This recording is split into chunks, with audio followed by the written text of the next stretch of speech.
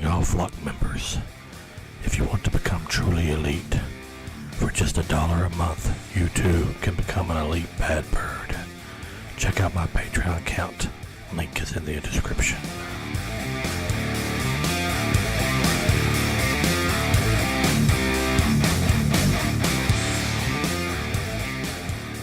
Welcome back, my flock. Bad Raven here. We are doing a part 2 in our Friday the 13th marathon. This movie was made back in 1981. It was directed by Steve Miner. I really like Steve Miner as the director of this movie. He did a really good job with the actors and with the action and the killing and all that. He was I love the cinematography with this movie. I know cinematography with the Friday the 13th movie, well, he done really good with it. This took place 5 years after the events of the original Friday the 13th. This is a spoiler review, so if you don't know anything about the Friday the 13th series and don't want to know until you watch the movies, please turn off the video and come back to this video after you've watched it. Part 2 takes place 5 years after the events of the first movie, where his mother is killed, Jason's mother is killed, and takes place from there and runs with the Jason as the killer thing. Alright, the cast are Amy Steele. She plays Jenny. I met Amy Steele, talked to Amy Steele at the Scarefest 9, me and my son, my niece and nephew, Chloe and Nathan. We had a great time talking to her. We asked her why she was in part 3. It was really cool to meet her. She was a very nice lady, and she was really good as Jenny in this one. I told her she really kicked Jason's butt in this one, and she liked that. John Fury plays Paul, the great John Fury. I spoke to him over email when I did a video of his campfire scene in this movie. If you want to check that video out, it'll be a link in the description of the John Fury, where I do the actual campfire dialogue that he did. But he saw my video and made a comment, and so I really like John Fury in this movie. Adrienne King, Alice, she was in it. Alice, she's not in it very long, of course. And if you know anything about the movie, you know what I'm talking about. They pretty much kill her off. She makes it through the whole Friday the 13th movie, the original, and then it's killed off in the first 5 minutes of this one. So that's been a money issue or something with that. Christina Baker played Terry. Stuart Charno played Ted. Warrington Gillette played Jason. Now there's a bunch of people going around, not really a bunch. We got 2 Jasons in this movie. You got Warren Gillette. He did like the final scene and maybe 1 or 2 different kills. But there was another Jason, Steve. I'll post his name up here. I can't think of his name. His first name's Steve. He played more of the stunts of Jason in it. And he just finally came out and said, hey, I played Jason mostly in that movie, so I should be have my credit too. So they give him his credit too, not on this thing I'm looking at, but they do recognize him as Jason in part 2 also. And this is the sackhead Jason that they call. It looks like they got a sack over his head with the one eye showing through. You got Walt Gorney as Crazy Ralph. I always gotta have Crazy Ralph in these movies. Marta Kober as Sandra. Tom McBride as Mark. Bill Randolph as Jeff. Lauren Marie Taylor as Vicky. Russell Todd as Scott. Betsy Palmer as Mrs. Voorhees. Of course, she has a cameo in this one. Cliff Cudney as Max, and Jack Marks as the cop. Like I said, it's made in 1981 and it takes place after the events of the first one. You pretty much are the heroine that was in the first one as Alice. Meets her demise at the beginning by Jason. Somehow, miraculously, he comes out of the swamp and walks all the way to her house, wherever it is she lives. And nobody notices somebody walking around with a tater sack over his head. So he kind of like finds her and, offs her pretty quick with a screwdriver to the skull. So we go back to the camp. You got Paul there talking to the new counselor. You always have they're always opening up the camp. Never have any kids in these movies ever quite make it there. But he's talking to the counselors what to do and everything. And then Jenny comes up, the Amy Steele character. Um, Amy Steele character Jenny comes up in her little VW bug and gets there during his speech. So he's just preparing them for the Jason, all the Jason stuff they're going to hear, and that's why he does the campfire scene, which I really, really think is top notch, and it captures all the stuff I love about Friday the 13th in that little speech he does. That's why I made a video of me myself doing it. But quickly, and I like about the Friday the 13th movies, quickly they get into the action of the movie, of the horror. They start knocking off the counselors, which is very ingenious. They have a kill with the character. He's in a wheelchair in the movie. Okay, it's Mark. The character played Mark Tom McBride.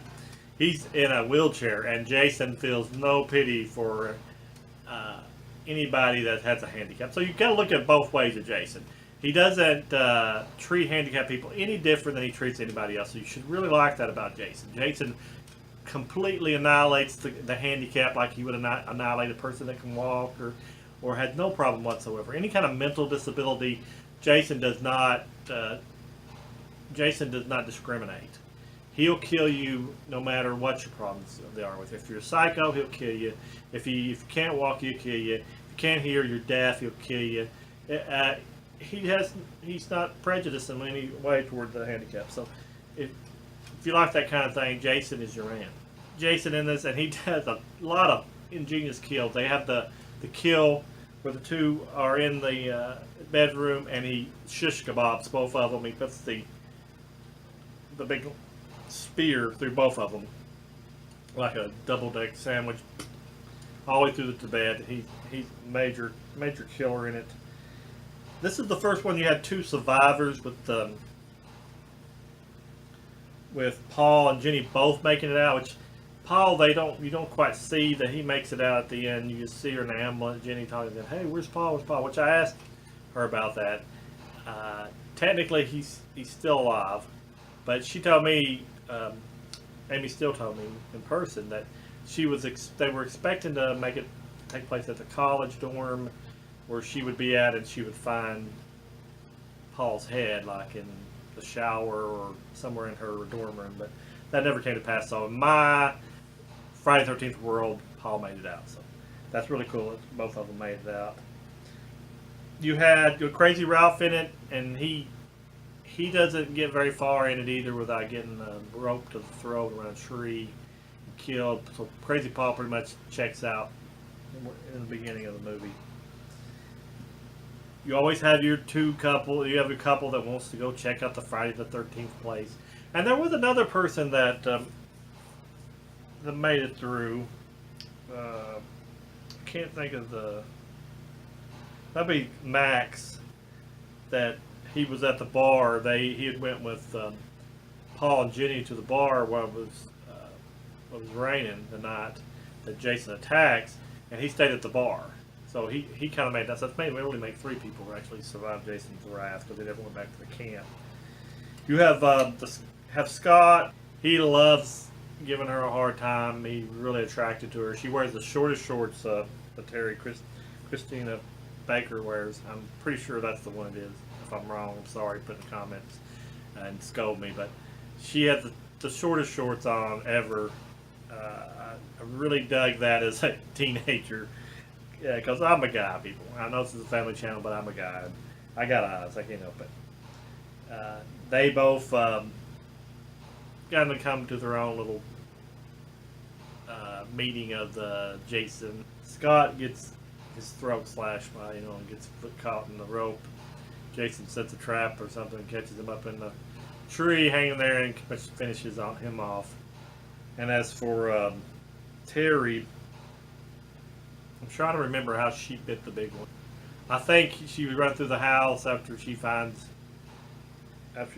Scott, and I think he stabs her or something. I'm pretty sure he stabs her in the house, Jason. I'm not for sure, but this movie had it all. They pulled out all the stops. Jason wasn't his true self. He had the mask on. He doesn't get the mask in part 3, so he kind of weird Jason with the overalls on and everything.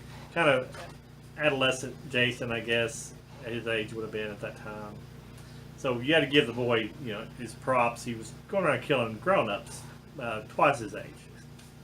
Maybe not twice his age, but old enough. So he, even though he wasn't in the classic Jason mask, I thought it was a very good installment, and it really took on the part 1 Friday the 13th and took it to another level with me. I thought it's one of the best in the series.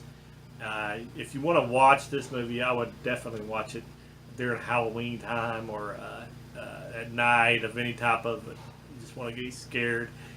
I know these movies don't scare me now, but as a kid they did, and it's always fun to get some of the Friday the 13th movies together, like part 1 and 2, and play them back to back, because it's just a great time. I've been my childhood, being able to watch these movies again. Let me show you what I got on. This is one of my Blu-rays of it. This is the Paramount release. I don't know what they do. Bare bones, you know, that's the poster, but it's just not much to it. They don't do much with stuff on it. I'll let you see it on here. Front, spine, back.